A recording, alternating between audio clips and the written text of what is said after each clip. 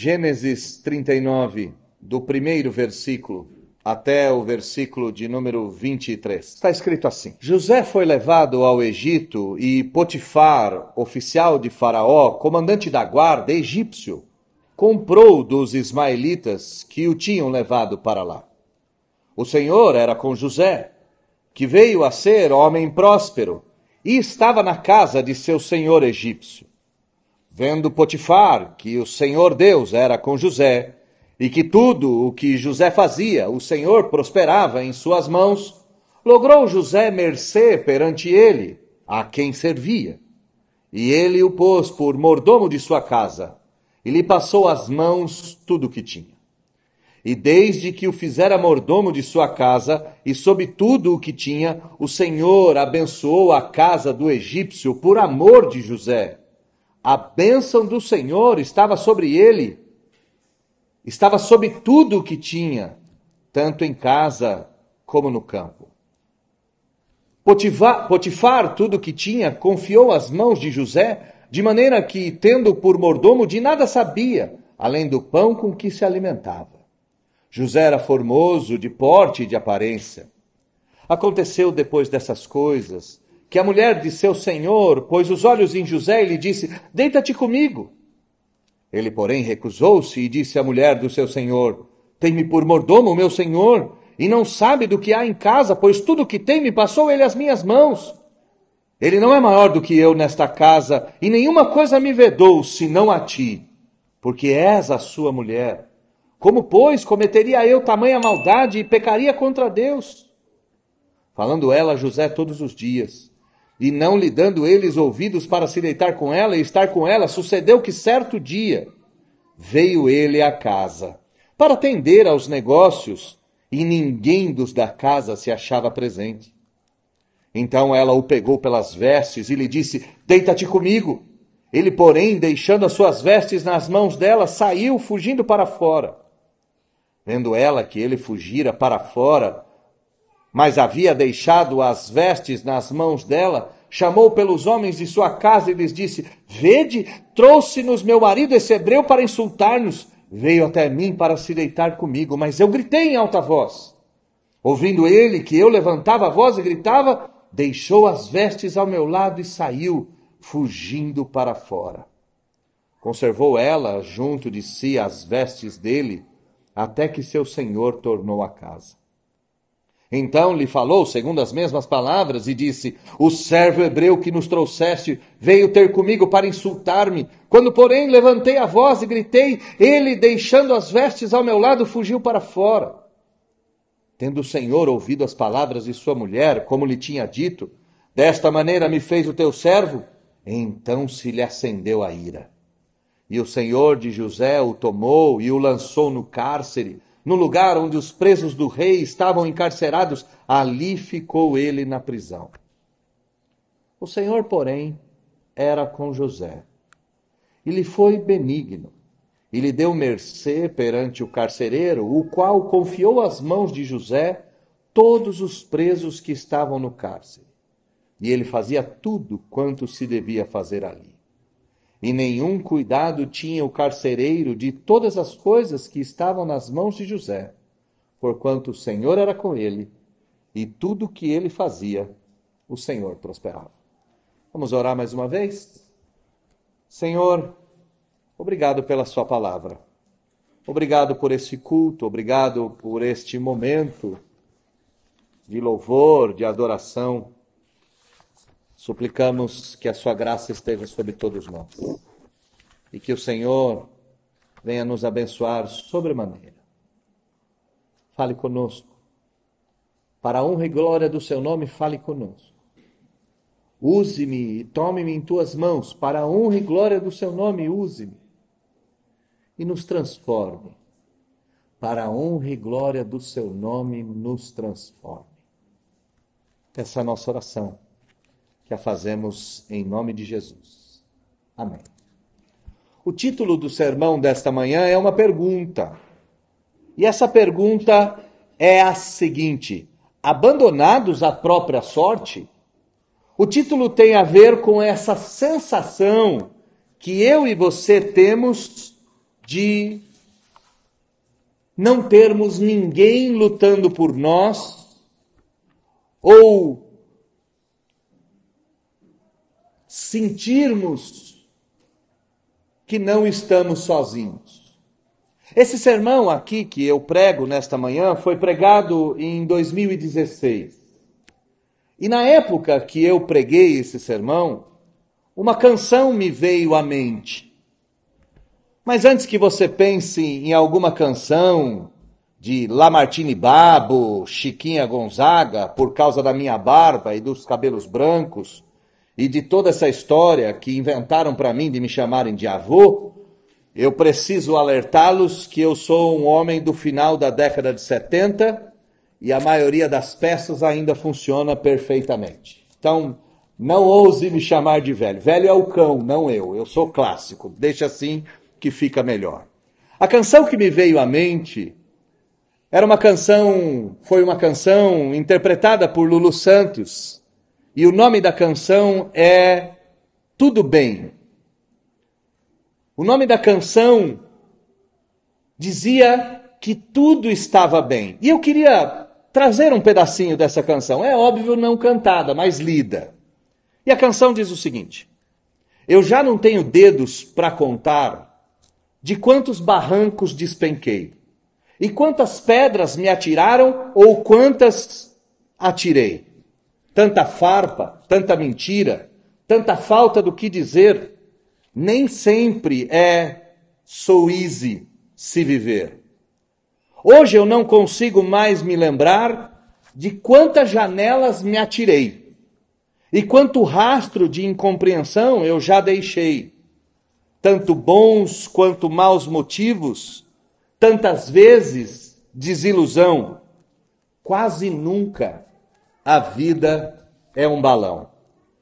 O autor dessa canção conseguiu capturar uma das grandes verdades do mundo em que nós vivemos.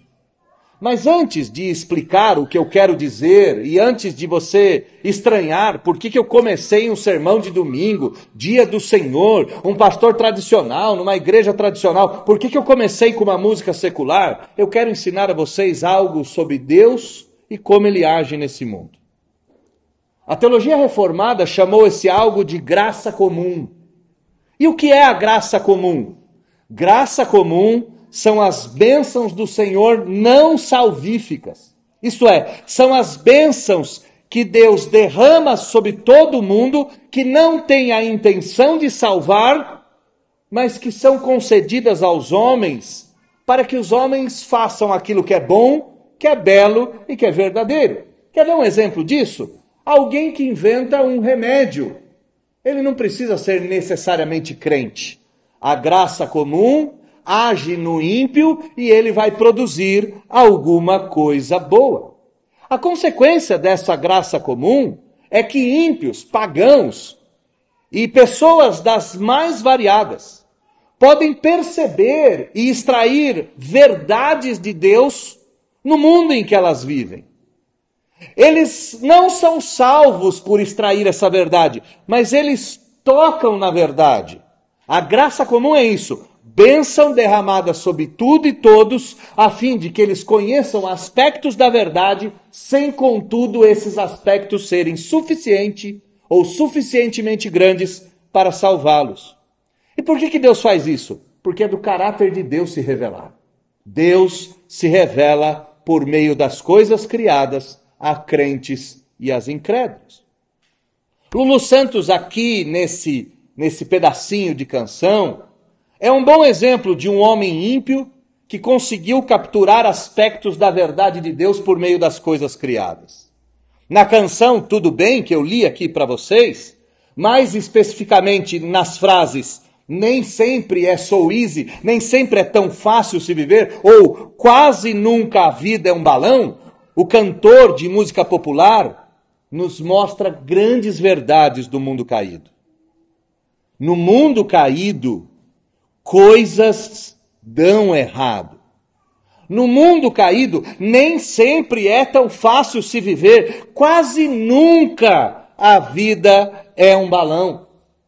No mundo caído, injustiças, farpas, desilusões, ocorrem a todo tempo. A grande verdade que eu e você temos que entender é que coisas ruins acontecem à torto e à direito. São tantos e tão vastos exemplos de misérias que faltariam livros para descrever quanto o homem pode sofrer em tantos aspectos e quantas vezes. Se puxarmos apenas algumas palavras, quanto é possível contar de mentiras, quantas catástrofes, quantos enganos, quantas falsidades, quanto de fraude, de balela, de tropeço. Irmãos, a verdade irrefutável da vida pós-queda, depois de Adão e Eva, pode ser sentida por todos nós, e essa grande verdade é que coisas ruins acontecem. E eu queria lembrá-los de um episódio que aconteceu alguns anos atrás. O conhecidíssimo deputado federal Marcos Feliciano teve o seu nome envolvido nas páginas policiais porque uma jornalista veio e o acusou de estupro. A jornalista disse que o deputado havia assediado sexualmente, havia extorquido, até mesmo aprisionado essa moça. Ela o acusou de cárcere privado. De uma hora para outra, a internet inundou de vídeos, prints, áudios, páginas e mais páginas. Uma inundação tomou conta da vida, tanto do deputado quanto da jornalista. Um verdadeiro assassinato de reputação. E essa palavra assassinato de reputação, a gente pode perceber em vários lugares, em vários tempos, mas principalmente nos dias que se chamam hoje. Marcos Feliciano recebeu o título imediato de estuprador. E na época, mesmo que ele tenha sido inocentado, mesmo que as investigações depois apontaram a falsa acusação de crime, o título ficou estuprador, misógino, assediador e etc.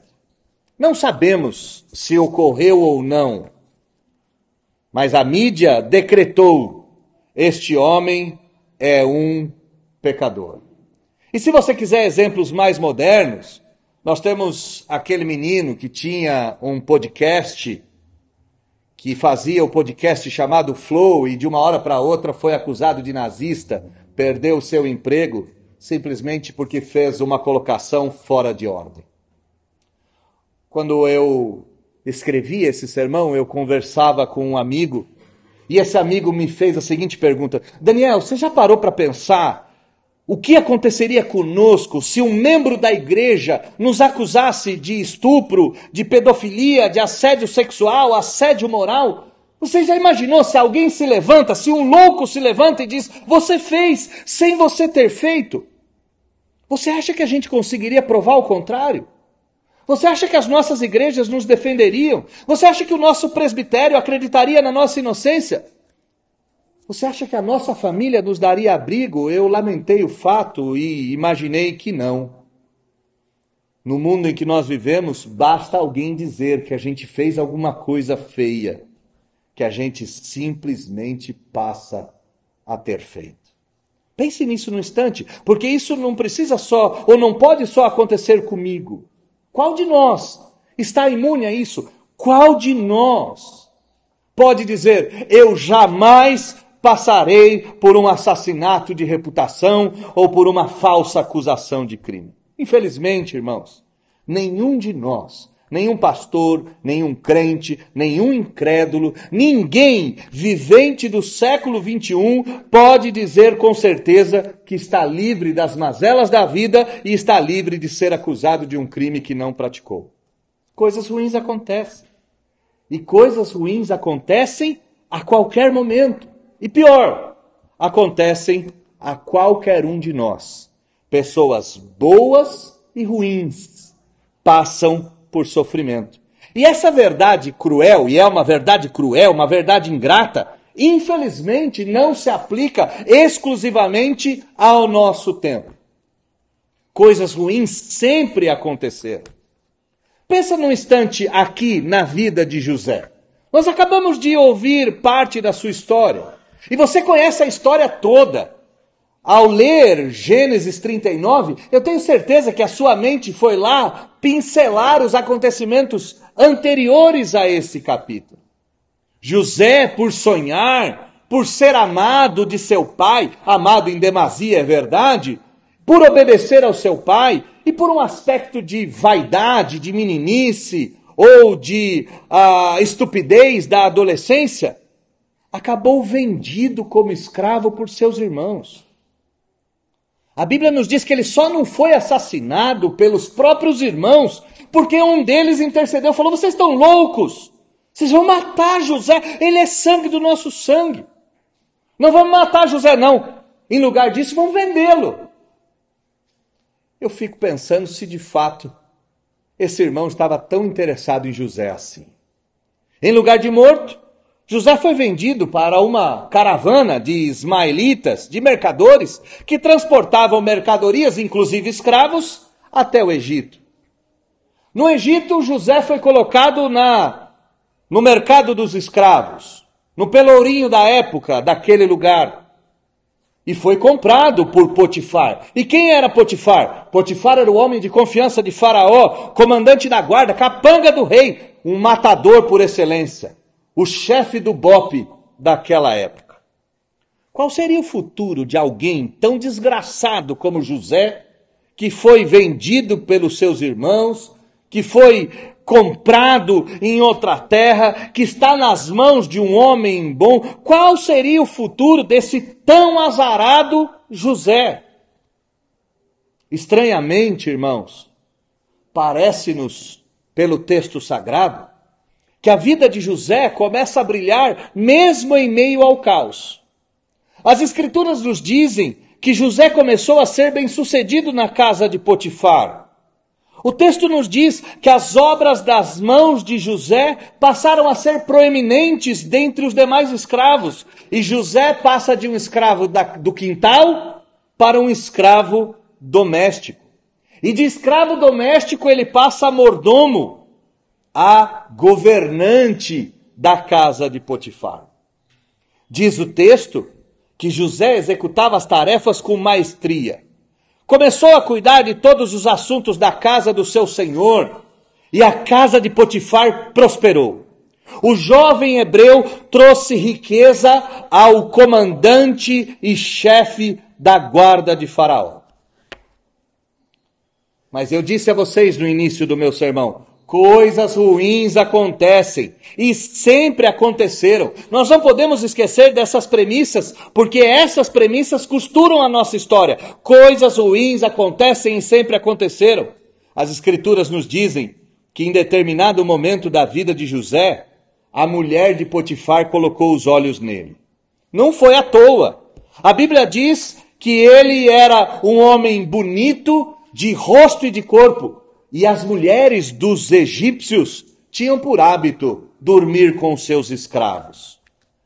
Essa mulher simplesmente olhou aquele jovem hebreu belo andando por sua casa e julgou que ele era propriedade dela. Então essa mulher chega perto dele e diz: José, deita-te comigo.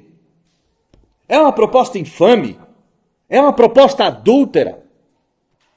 A esposa do senhor de José quer se apropriar dele. José se recusa. José diz não. José se lembra que Deus foi bom com ele. E se lembra que Potifar tem sido muito bom com ele. Potifar o comprou e o abençoou. Ele não está mais no sol, na chuva. Ele não está mais do lado de fora.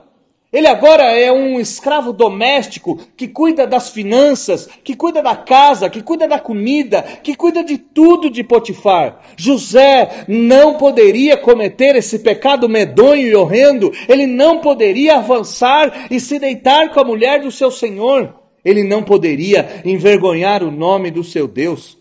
E por isso ele vai responder de forma contundente: não posso, não farei isso. Coisas ruins acontecem. Coisas ruins acontecem em todo o tempo. Então a cobiça, a sensualidade, a luxúria toma conta da cabeça e do corpo daquela mulher. E ela passa a assediar José todos os dias. Ela passa a assediar José constantemente. Pense na cena. José é um escravo trabalhando, jovem, belo, cuidando daquelas coisas, e aquela mulher esgueirando, aquela mulher o perseguindo, aquela mulher querendo encurralá-lo. Intensas, perversas, obstinadas tentativas de se apoderar do corpo do jovem hebreu foram feitas naqueles dias. Mas José tinha uma moral ilibada. Talvez tenha ecoado nos seus ouvidos o aprendizado do seu pai, do seu avô e do seu bisavô. Talvez no coração dele gritasse: não, você não pode cometer tal traição. A digníssima esposa de Potifar avançava e José corajosamente recuava e se defendia. Mas coisas ruins acontecem. E você conhece aquela lei de Murphy? Aquela lei que diz, e não é uma lei de verdade, aquela lei que diz que tudo que está ruim pode piorar. Você conhece essa, e você já deve ter experimentado isso na famigerada passada de manteiga no pão. Se ele cair, ele cai para baixo. Certo dia, a casa está vazia. Certo dia, a casa está deserta. E alguém já disse em algum lugar que a ocasião faz o ladrão. E é exatamente isso que está acontecendo. A mulher de Potifar age como uma leoa que vai avançar sobre a presa. E de uma hora para outra ela salta e agarra o jovem hebreu. Se aproveitando do esvaziamento da casa, da distração de José, sei lá, ou talvez enlouquecida, obstinada, banhada de luxúria e de pecado, essa mulher agarra José e diz: deita-te comigo, deita-te comigo, deita-te comigo. José não tem escapatória, a mulher está sobre ele. Como escapar? Como sair dessa situação? Até que uma solução se apresenta, até que uma solução surge. Uma janela aberta, uma porta, não sabemos. As roupas têm que ficar para trás. É preferível correr nu na rua do que cometer o pecado da traição de Deus e do Senhor. José foge como aquela lebre que foge do leopardo. Sai da presença felina e ferina da dona da casa, deixa as vestes para trás, deixa os panos e o desejo frustrado da mulher. E a mulher?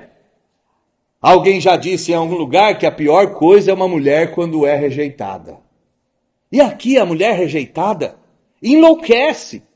Ela decide se vingar, ela decide destruir a vida de José. Se ele não será meu, ele não será de ninguém.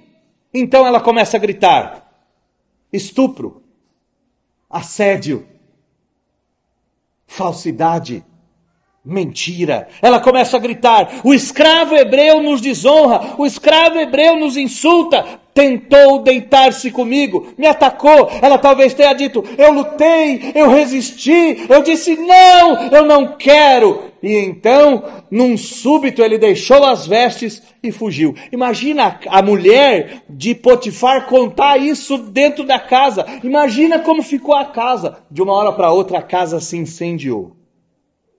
Imagina os escravos. Rapaz, você viu o que aconteceu? Não tinha ninguém em casa, o jovem hebreu. Eu falei que esse jovem hebreu tinha alguma coisa. Eu sabia que ele não era coisa desse jeito, que ele não era flor que se cheira. Olha lá, a mulher está lá com as vestes. De uma hora para outra o bochicho tomou conta da casa, dos vizinhos. E se há fofoca nos nossos dias, meu irmão, há fofoca desde que o mundo é mundo. Eu acho que em poucas horas a rua inteira sabia que o jovem hebreu avançou sobre a mulher de Potifar. Mas algo estava por vir ainda. Vocês lembram quem era Potifar? Potifar é o matador por excelência. Potifar é o homem bravo, é o homem mau. Potifar é o chefe da guarda. Potifar ainda não havia voltado para casa. E quando ele chegasse em casa, o que ele encontraria? Sua digníssima senhora e as roupas de José no canto e todo o buchicho do bairro. A cada hora que Potifar não chegava, o clima de tensão deveria ter aumentado. Eu imagino que a tensão daqueles momentos ficou tão forte que dava até para tocar. Aquela tarde deve ter sido uma tarde das mais terríveis. Por fim, Potifar chega em casa. E quando ele chega em casa, voltando do trabalho, sua mulher está esperando, segurando as roupas de José e conta toda a cena. E diz exatamente a sua versão. Esse hebreu avançou por sobre mim, eu lutei com ele, ficou as roupas aqui. Faça alguma coisa com ele. Ora, a mulher de Potifar sabia quem era o seu marido. É um especialista na morte. Quantas vezes Potifar deve ter prendido um criminoso e feito sangrar até a morte? Potifar é acostumado com a morte. Potifar tem sangue em suas mãos. A mulher de Potifar não põe as mãos em José, mas coloca José nas mãos do seu marido. E diz o texto que Potifar o pegou, o tomou e o lançou no fundo de uma prisão. E talvez você pense, agora é o fim de José, agora ele está abandonado à própria sorte, agora acabou. O seu estado inicial é melhor do que seu estado final. Ele começa como escravo, agora ele é prisioneiro. Ele começa como criminoso, como mercadoria, agora ele é criminoso. Ele até tinha algum valor, agora ele é imprestável. Agora ele não honra o seu senhor, tenta dormir com a mulher dele, agora ele é um enorme e inútil escravo criminoso. Quando a gente olha isso, e quando a gente olha para a nossa vida, a gente tem aquela impressão de que o acaso reina, de que o destino prega peça, de que a nossa vida está abandonada à própria sorte mesmo. E se alguma coisa pode acontecer, vai acontecer o pior. Quando a gente olha para essa história, quando a gente olha para a nossa vida, a gente chega à terrível conclusão de que o mal sempre vai vencer, independente do que a gente fizer. Em tudo isso que está acontecendo, onde Deus foi parar? Mas a cena tem algumas ironias. E essas ironias não podem passar desapercebidas. Porque essas ironias começam a responder onde Deus estava. Começam a responder se de fato José estava ou não estava abandonado à própria sorte. A grande ironia, a maior de todas, é que num estado pior, e José está num estado pior do que ele iniciou, numa situação bastante ruim, numa avalanche de infortúnios, José ganha o favor do carcereiro. Esse é o finalzinho do texto. E lá na carceragem, ele passa de prisioneiro a cooperador, de cooperador a auxiliar, de auxiliar a mordomo, de mordomo para chefe da prisão. Lá naquela situação ruim, José começa a prosperar de novo. E ele não só é o senhor da carceragem, ele é o senhor da cadeia como um todo. Tudo passa a estar debaixo das suas mãos. E o que isso significa? Isso nos mostra algo extraordinário, não só na vida de José, mas na vida de todas as pessoas desse mundo. Que apesar de coisas ruins acontecerem, existe um Deus que é soberano sobre todas essas coisas. Existe um Deus que age apesar do sofrimento. O texto nos conta não só esta ironia de repente ele se tornar o chefe da prisão, mas há uma segunda ironia. Que segunda ironia é essa? A prisão que José passa a governar não era uma prisão qualquer. Ele não foi enviado para a prisão dos presos comuns. Ele ficou na carceragem da Polícia Federal.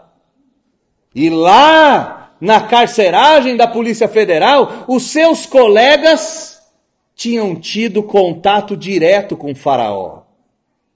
Percebe o que Deus está fazendo aqui? José vai preso na prisão real.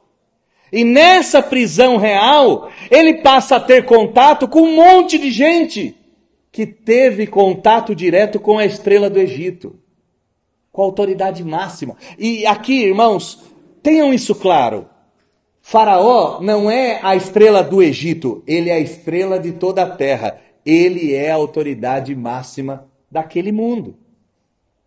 Algo invisível está acontecendo aqui. E algo invisível não está só acontecendo aqui. Esse algo invisível estava sobre a vida de José durante todo o tempo.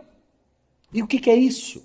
Que algo invisível é esse que tinha em José, que mesmo quando tudo dá errado, as coisas começam a dar certo?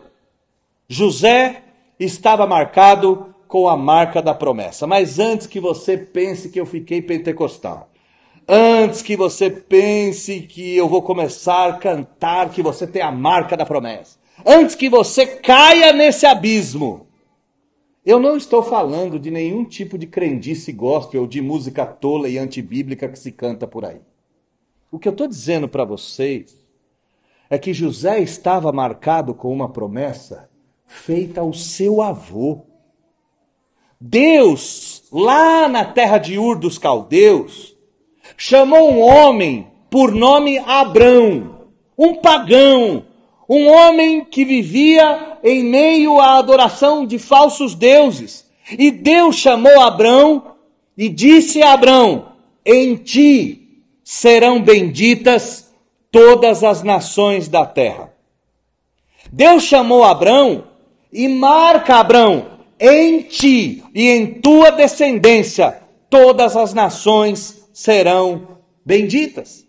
Os anos se passam e os filhos de Abrão, agora com o nome Abraão, passam a ser aqueles que carregam a promessa. Deus havia determinado que todas as nações seriam abençoadas por essa família. José, o sonhador, como fora chamado pelos seus irmãos, fazia parte dessa família.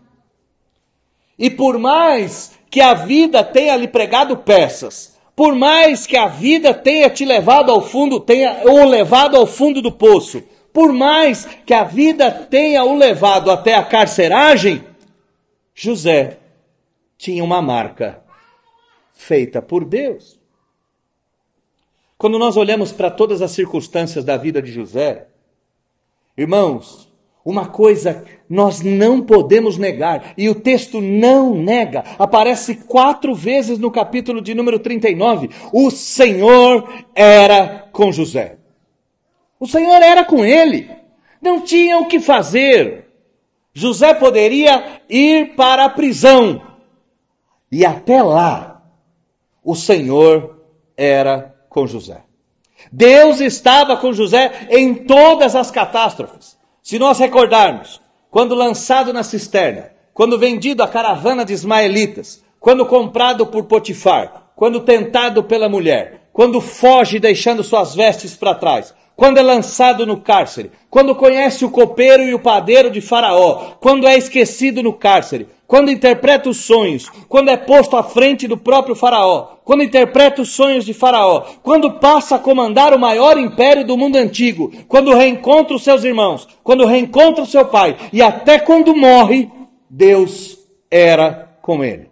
Deus, na sua santa soberania, governou a vida de José, inclusive as catástrofes que José experimentou. Com qual objetivo? Deus tem os seus próprios objetivos, mas o grande objetivo aqui é fazer com que todas as nações venham ser abençoadas por meio da família da aliança. Um autor, um teólogo holandês, disse o seguinte: a teologia reformada, que é essa que a gente professa, a teologia calvinista, ela dá tanta ênfase à soberania de Deus, em virtude do que o próprio Deus é. Deus é Deus e determinou todas as coisas desde a eternidade.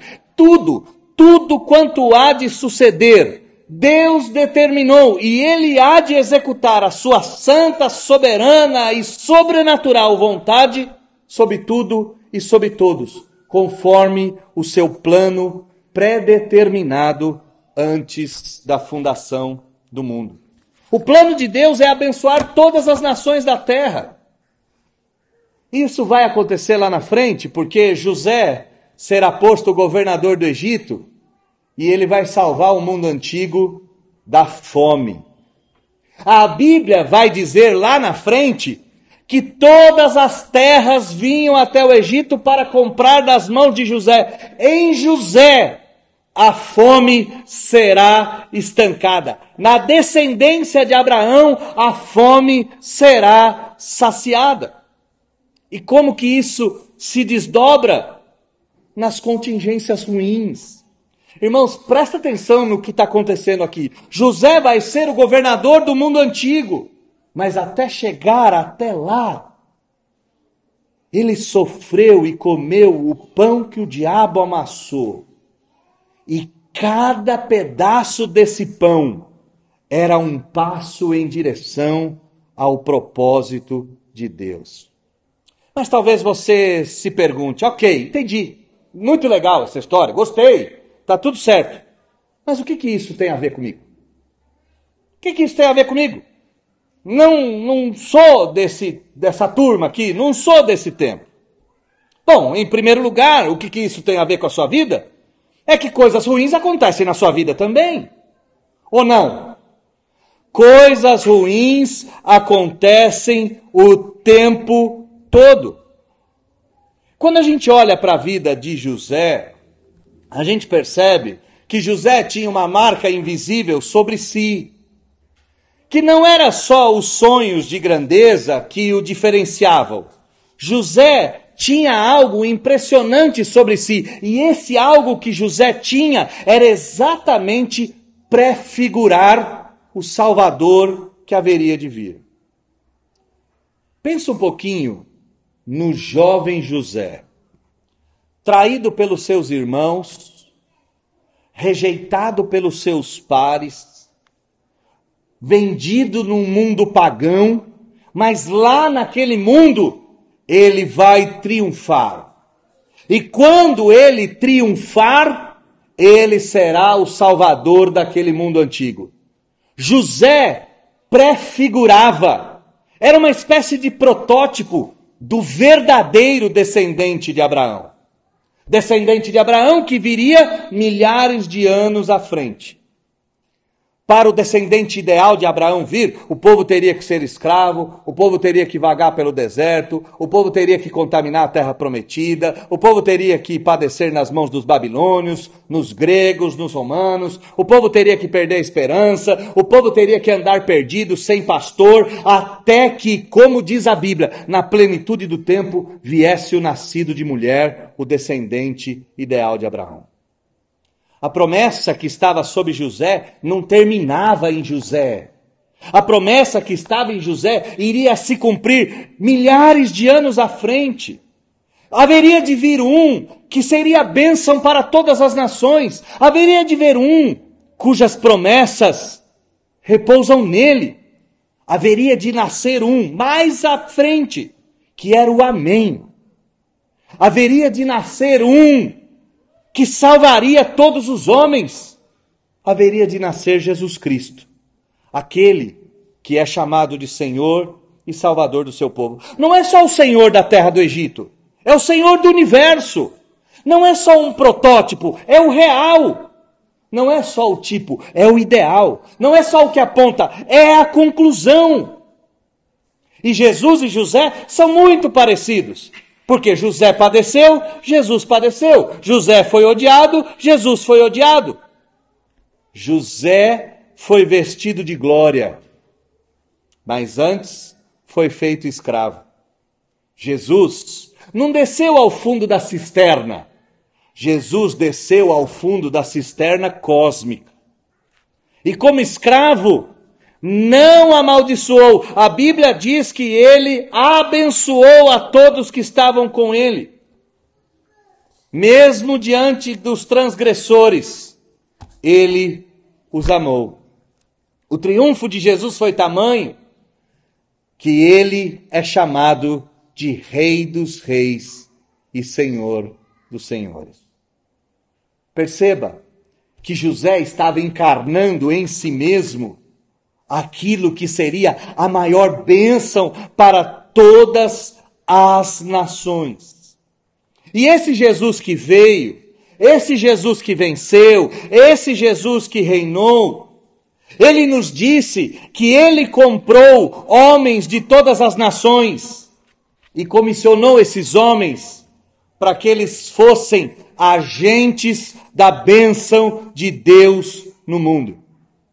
Antes de Jesus voltar aos céus, ele disse para nós que a gente deveria caminhar. Ele disse para nós que agora essa marca da promessa, que nós deveríamos ser bênçãos para todas as nações, estava sobre nós. E que nós seríamos aqueles que levaríamos a boa nova de Deus a todos os lugares. Ele disse que estaria conosco, mesmo se as noites da nossa vida fossem escuras. Ele disse que estaria conosco, irmãos, até mesmo se fôssemos acusados de estupradores, nazistas, machistas, misóginos ou coisas assim. Ele nos disse que estaria conosco, mesmo se nós fôssemos lançados em prisões. Mas além disso, ele nos disse que haveria de experimentar as minhas misérias e as suas, para nos dar plena certeza da salvação. Antes de subir aos céus, Jesus falou aos seus discípulos alguma coisa mais ou menos assim: eu recebi toda a autoridade. Vão, e enquanto viverem a vida que lhe está proposta, cheia de dissabores, cheia de infortúnios, façam discípulos. Vão e batize-os. Vão e ensine-os. Faça-os conhecer quem eu sou e o reino que eu governo. Vão para as nações. Sejam vocês os transmissores das mais ricas bênçãos de Deus. Cumpram a missão. Sejam a promessa. Neste mundo vocês terão muitas dificuldades, é verdade. Eu não vos envio a um parque de diversões, é verdade. Eu vos mando como ovelhas no meio de lobos, mas tranquilizem-se. Não sofram demasiadamente. Eu venci o mundo, eu venci a morte, eu sou a promessa, eu amo vocês. E enquanto vocês viverem, a minha marca, estará sobre vocês. Eu estarei com vocês durante todos os dias da vida de vocês, até a minha volta. Como é que eu termino esse sermão? Eu termino esse sermão, mais uma vez, voltando para a cabeça de Lulu Santos. Eu volto para a música. A música retrata uma grande verdade no início. Lulu Santos cantou que ele já não tinha dedos para contar de quantos barrancos ele despencou, quantas pedras atiraram nele, quantas ele atirou. Ele já não lembra quanta farpa, quanta mentira, tanta falta do que dizer. Não é fácil viver. Ele já não consegue se lembrar de quantas janelas me atirei. É interessante, porque José tem que fugir e ele se lembra que ele teve que saltar janelas na vida. Tantas vezes desilusão, quase nunca a vida é um balão.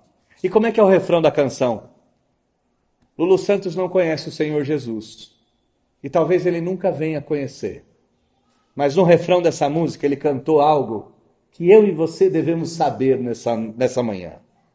O refrão da canção diz o seguinte: mas o teu amor me cura. Me cura de uma loucura qualquer. Então, é encostar no teu peito. E se isso for algum defeito, para mim, tudo bem. Como é que ele tem o refrão mais cristão? Como é que ele consegue perceber que em meio às agruras da vida, o que me resta e o que te resta é confiar, é deitar no peito do mestre, abraçá-lo e dizer, tudo bem. Se xingarem e sujarem meu nome, tudo bem. Se isso for algum defeito, tudo bem também. Se me levarem para a prisão, tudo bem. Se mancharem a minha reputação e minha vida se destruir, o teu amor ainda me cura. Para mim, isso basta. Para mim, está tudo bem. Que você aprenda que no mundo coisas ruins acontecem, mas que você saiba que Jesus veio ao mundo para vencer coisas ruins e para nos ensinar a suportar o sofrimento, a angústia e a dor de vivermos nesse mundo caído, nesse mundo cansado, nesse mundo falido. O amor de Jesus nos cura e compete a nós deitar no seu peito e descansar. Feche seus olhos, vamos orar. Senhor meu Deus, nós acabamos de ouvir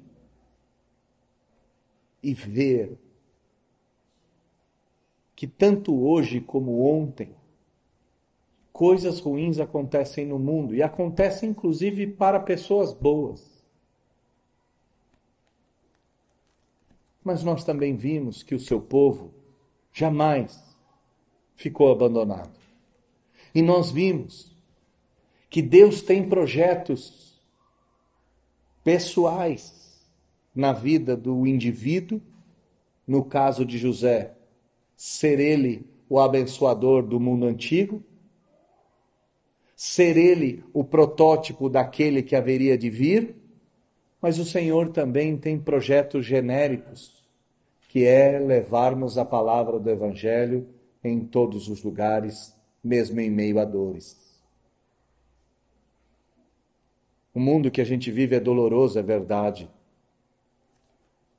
Mas se nós confiarmos em Jesus, se nós acreditarmos no seu Filho e repousarmos a nossa alma, a nossa mente, o nosso coração em Cristo, nós certamente encontraremos descanso mesmo em meio às batalhas. Se nós entendermos que compete a nós levarmos a palavra de Deus aos povos, e que muitas vezes o caminho percorrido é um caminho cheio de pedregulhos e de espinhos, mas se essa for a nossa missão, está tudo bem. Pois recostar no seu peito é o nosso maior tesouro.